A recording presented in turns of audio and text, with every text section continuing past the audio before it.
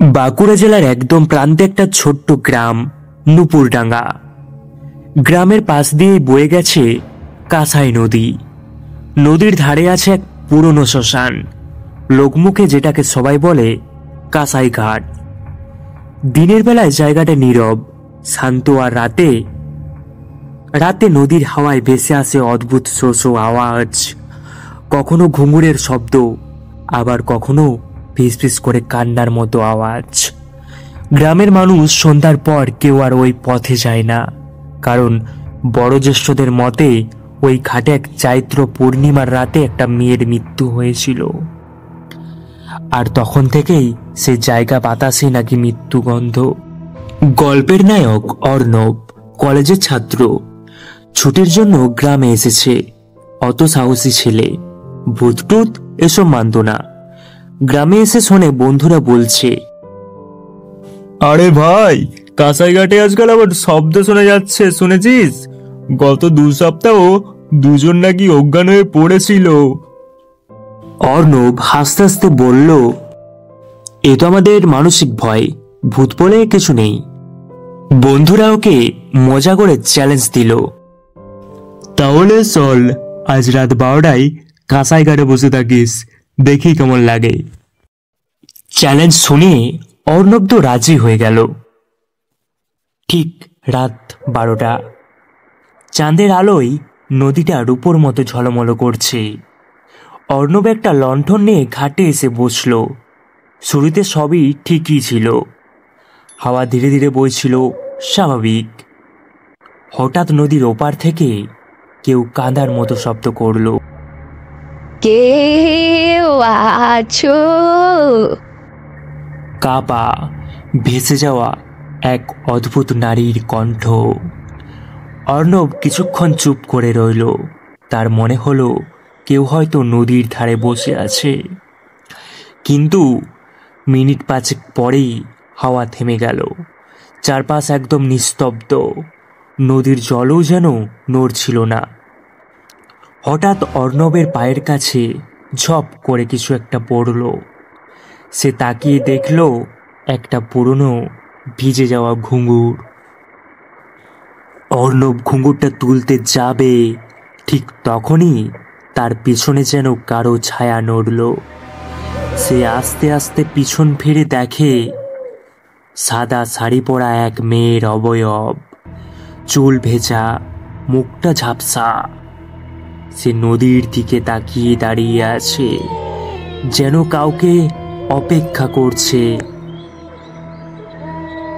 অর্ণব কাপা গলায় বলল, কে আপনি? মেয়েটা ধীরে ধীরে অর্ণবের দিকে মুখ ঘোরালো। মুখ ঘোরানোর মাত্র অর্ণব দেখল তার মুখে কোনো চোখ নেই, শুধু দুটি গভীর কালো গর্ত, অন্ধকারের মতো। মেয়েটা এগিয়ে এসে বলল,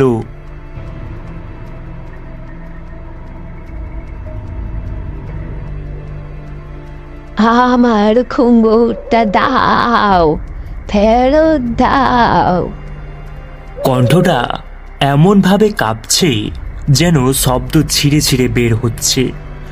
অর্ণব ভয়ে জমে গেল, কিন্তু কোনোভাবে বলল,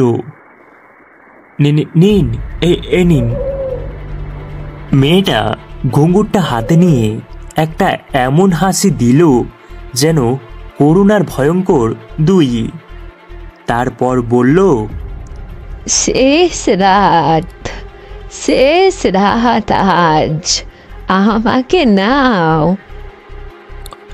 অর্ণব বুঝতে পারছিল না এর মানে কি। হঠাৎ মেয়েটা নদীর দিকে দৌড়াতে শুরু করলো। অর্ণব চিৎকার করে বলল, থামুন, কোথায় যাচ্ছেন? মেয়েটা নদীর একদম ধারেই থেমে গেল। তারপর আস্তে আস্তে বলল, চৈত্রের পূর্ণিমা রাতে আমার বিয়ে হওয়ার কথা ছিল, কিন্তু বর নদীতে ঠেলে মেরে দিল আমাকে। ঘুঙুর পরে নাচার কথা ছিল, হলো শ্মশানের চিতা। কথা বলতে বলতে মেয়েটা নদীর দিকে তাকালো। নদীর জল রক্তের মতো লাল হয়ে উঠতে লাগলো। অর্ণব ভয়ে পিছিয়ে এলো, আর মেয়েটা বলল, যে রাতে আমার আত্মা ফিরবে, সে রাতে যে ঘাড়ে থাকবে, সেও হবে আমার মতো মানুষারা। তারপর হঠাৎ সে নদীতে লাফ দিয়ে গায়েব হয়ে গেল। অর্ণব ভয় পেয়ে দৌড়ে গ্রামে ফিরে এলো। দরজা বন্ধ করে নিঃশ্বাস নিতে নিতে ভাবল, সবই কি স্বপ্ন ছিল? কিন্তু ঠিক ভোরবেলায় দরজার ফাঁক দিয়ে একটা শব্দ এলো, যেন কারো ঘুঙুরের শব্দ। অর্ণব দরজা খুলে বাইরে তাকালো। দরজার সামনে পড়ে আছে ওই একই ভিজে যাওয়া ঘুঙুর। এবার ঘুঙুরের বাঁধনটা নিজে থেকেই আলগা হয়ে মাটিতে পড়ে গেল। আর দূরে নদীর দিক থেকে একটা মেয়ে হাসল। আজ রাত, আবার শেষ রাত।